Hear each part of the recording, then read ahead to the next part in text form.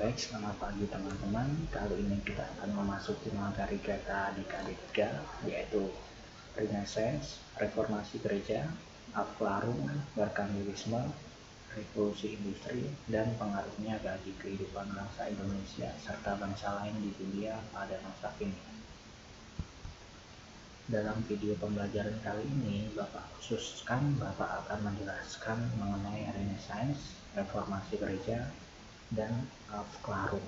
Untuk Merkantilisme dan Revolusi Industri akan Bapak bahas di video selanjutnya. Nah, kita akan mengenal mengenai Renaissance. Jadi waktu itu Renaissance ini lahir semenjak adanya zaman pertengahan atau abad pertengahan. Waktu itu abad pertengahan bisa dibilang dikuasai oleh gereja. Jadi gereja nggak hanya menguasai di bidang agama saja, tetapi memang gereja memegang kendali mengenai bidang ilmu pengetahuan, seni, bahkan politik. Ya, jadi waktu itu orang-orang bisa dibilang sangat tergantung pada gereja. Dan ternyata gereja zaman dulu memiliki kebijakan-kebijakan yang sangat memberatkan masyarakat. Maka masyarakat mulai protes dan kemudian lahirlah yang namanya Renaissance. Nah, Renaissance berasal dari bahasa Latin yaitu renaître, yang berarti hidup kembali. Untuk pengertian Renaissance yaitu kelahiran atau hidupnya kembali kebudayaan klasik Yunani dan Romawi dalam kehidupan masyarakat Barat. Bisa di bidang ilmu pengetahuan, teknologi, seni, dan lain sebagainya. Nah, kata Renaissance sendiri pertama kali digunakan oleh Jules Michel dalam bukunya yang berjudul History of France. Ia beranggapan bahwa abad pertengahan ditandai faktor dogmatis.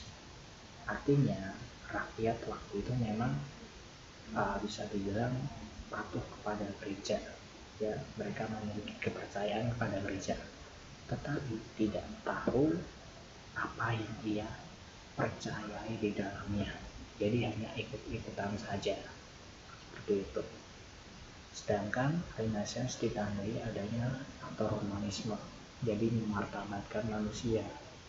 Jika manusia misalkan tidak cocok dengan gereja, mereka boleh saja protes. Ya, harusnya gereja seperti ini. Tetapi kalau di abad pertengahan nggak ada yang berani protes, karena hukumannya bisa hukuman mati waktu itu. Kita lanjut. Nah, kita akan membahas Renaissance di Eropa. Sebelum adanya Renaissance, seperti yang Bapak katakan tadi, benua Eropa itu mengalami zaman kegelapan. Ya, zaman kegelapan itu sebutan dari abad pertengahan tadi ya. Kenapa namanya atau kenapa disebut zaman kegelapan? Karena Eropa memasuki masa suram. Ya, karena memang semuanya tergantung pada gereja. Dan ternyata gereja dinilai memiliki kebijakan yang salah waktu itu.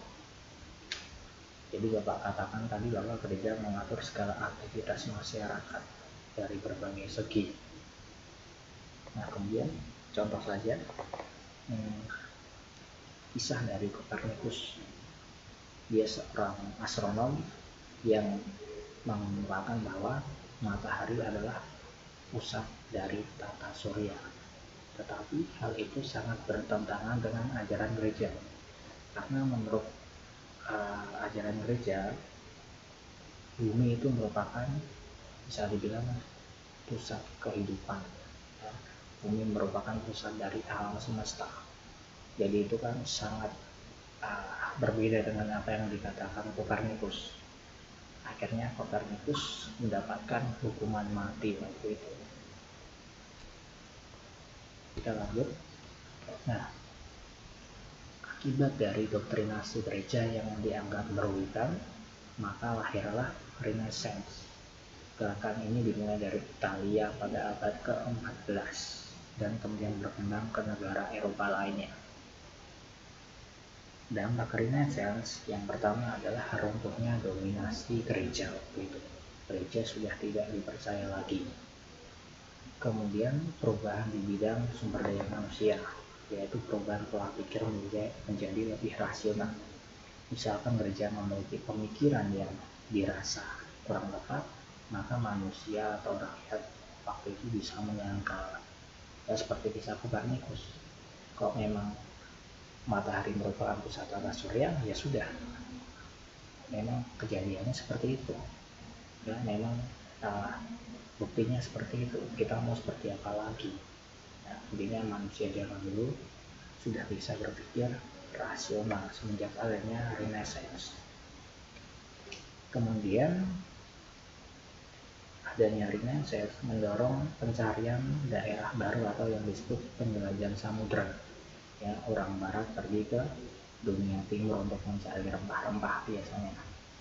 Jadi memang dari Renaissance ini mereka bisa menemukan pengetahuan baru, ya, kemudian menciptakan kompas, menciptakan peta dan lain sebagainya.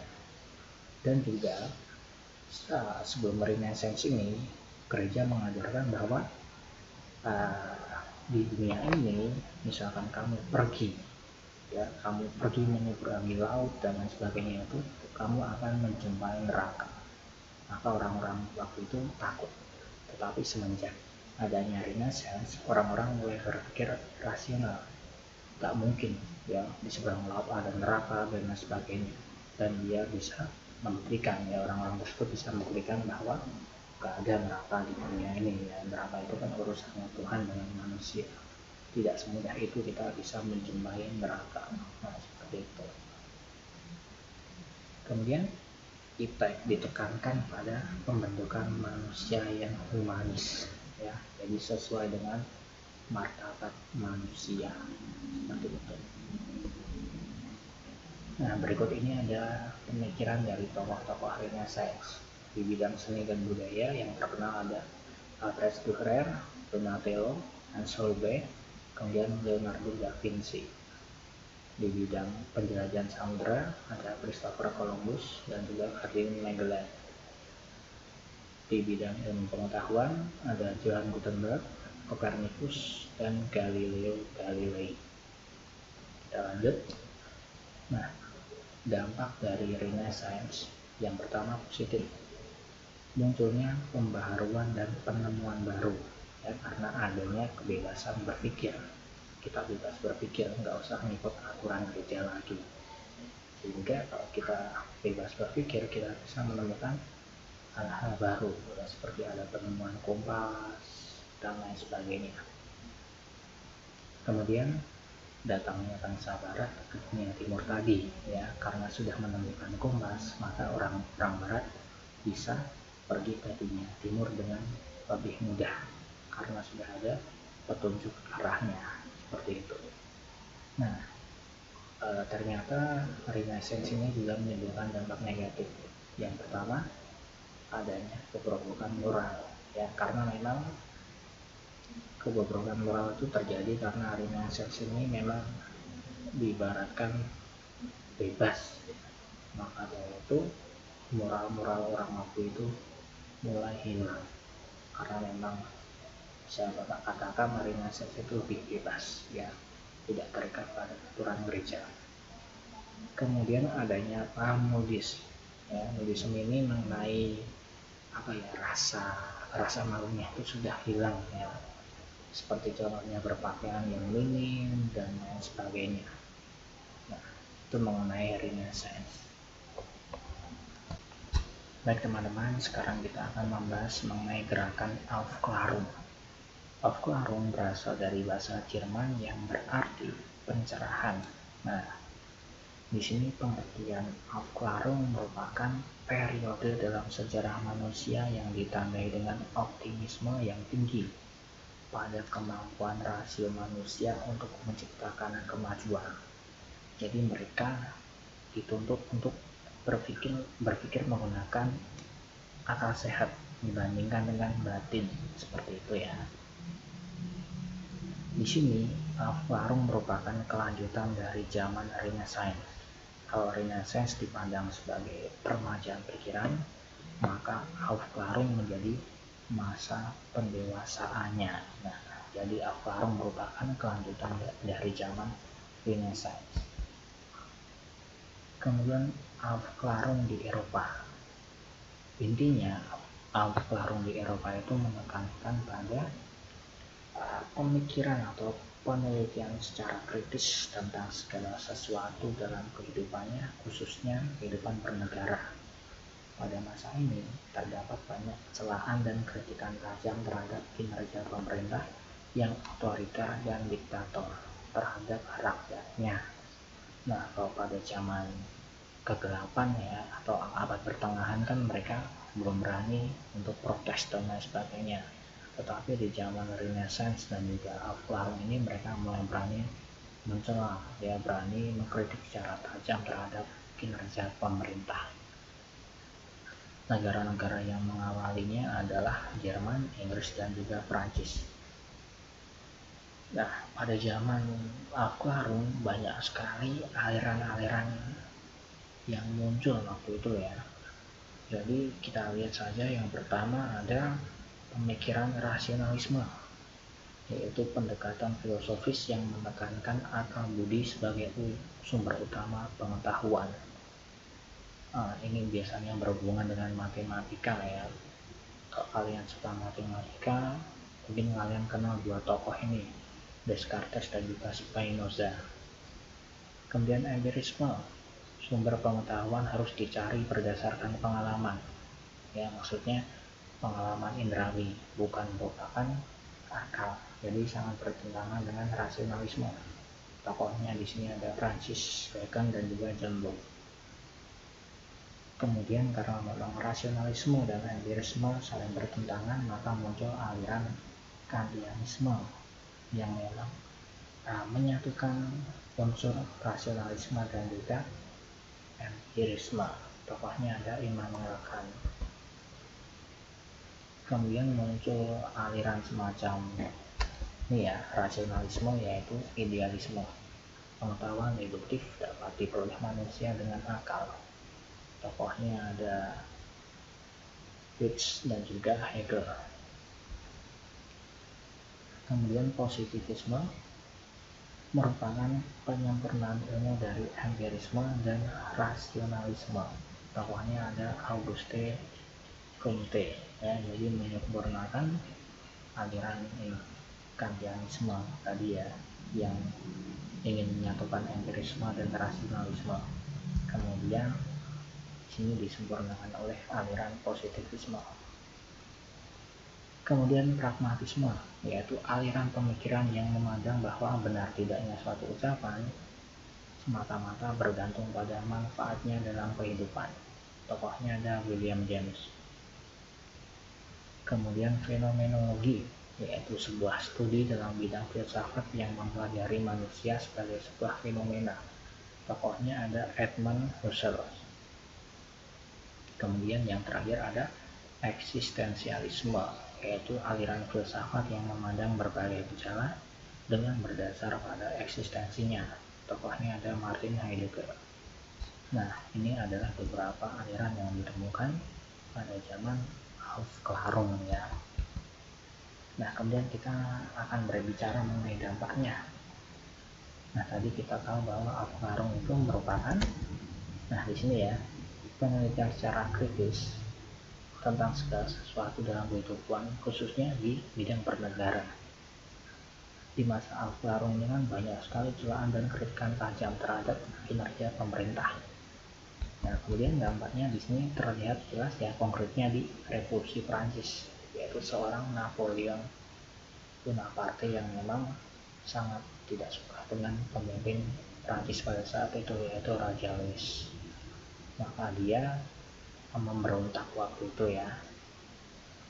Nah, kemudian di Indonesia, di sini juga waktu itu pada saat zaman penjajahan Belanda yang bersifat diktator, kemudian ada orang Belanda yang berbaik hati ya, waktu itu yang bernama Van de Venter. Dia protes terhadap pemerintahan Belanda supaya Belanda itu memberikan suatu, bisa dibilang suatu balas budi terhadap Indonesia, karena selama ini Indonesia dikuras ya kan, SDA dan SDM-nya. kemudian muncullah politik etis atau politik balas budi. Waktu itu Indonesia bisa dibilang mempunyai program yaitu edukasi, irigasi, dan transmigrasi ya. Jadi waktu itu Belanda membangun sekolah-sekolah di Indonesia. Nah, seperti itu ya. Intinya di sini dampaknya itu karena memang kita lihat konsep kedepannya tadi bahwa dampak itu terjadi karena memang orang-orang waktu itu secara bebas mengemukakan pendapatnya ya, bahkan terkadang sampai telaan mengenai pemerintahan yang bersifat otoriter dan diktator. Nah, seperti itu ya. Baik teman-teman, sekarang kita akan membahas mengenai reformasi gereja. Apa itu reformasi? Reformasi berasal dari bahasa Latin ya, re artinya kembali, kemudian formare artinya membentuk kembali gereja yang semula memang memiliki kebijakan yang tidak masuk akal waktu itu. Nah, di sini reformasi gereja yaitu sejarah bangsa barat dalam melakukan pembaharuan dan semangat baru bagi keimanan umat Katolik. Nah, tadi kan sudah Bapak jelaskan ya, dari masa ke masa. Yang pertama ada zaman atau abad pertengahan, kemudian ada Renaissance, dan kemudian Aufklärung ya. Nah, pada zaman Renaissance sampai Aufklärung itu gereja mulai ditinggalkan. Nah, ternyata akibatnya apa? Jadi orang-orang zaman dulu memiliki kemerosotan moral. Akhirnya banyak orang yang berpikir bahwa gereja harus kita hidupkan lagi, tetapi dengan pembaharuan. Nah, seperti itu. Akhirnya muncul yang namanya reformasi gereja. Nah, reformasi gereja di Eropa itu seperti apa? Jadi reformasi gereja dimulai di Jerman akibat adanya penyimpangan yang dilakukan gereja, yaitu adanya dominasi gereja. Seperti yang Bapak jelaskan, bahwa gereja itu bisa dibilang mengatur di segala bidang, termasuk bidang politik ya, tidak hanya bidang agama saja, tetapi bidang politik pun mereka bisa atur seperti itu. Kemudian reformasi gereja di Eropa mengakibatkan munculnya usaha-usaha demokratisasi politik serta adanya kesadaran individual untuk memperjuangkan hak politik serta kebebasan. Jadi orang-orang zaman dulu tidak mau lagi tidak mau lagi untuk ngikut gereja mengenai perpolitikan, karena gereja itu sifatnya seperti diktator waktu itu ya. Kamu harus nurut, kamu memilih tokoh ini, ya sudah, rakyat harus milih tokoh ini ya. Kalau gereja sudah berkehendak, artinya rakyat juga harus nurut, seperti itu ya. Jadi tidak ada kebebasan politik waktu itu. Nah, di sini ada beberapa pemikir tokoh reformasi gereja. Yang pertama ada Martin Luther ya, merupakan seorang pemimpin terkemuka gerakan keagamaan yang disebut reformasi Protestan, yang merupakan cikal bakal terbentuknya sekte Protestan. Ia menentang aturan gereja Katolik pada saat itu, karena gereja Katolik itu memang bisa dibilang menjual jabatan ya. Barang siapa yang pengen punya jabatan dalam perpolitikan, maka dia harus membayar gereja. Itu buruknya gereja Katolik zaman dulu. Kemudian Martin Luther ini protes dengan menuliskan maklumat 95 tesis ya, yang berisi 95 alinea yang mengecam gereja.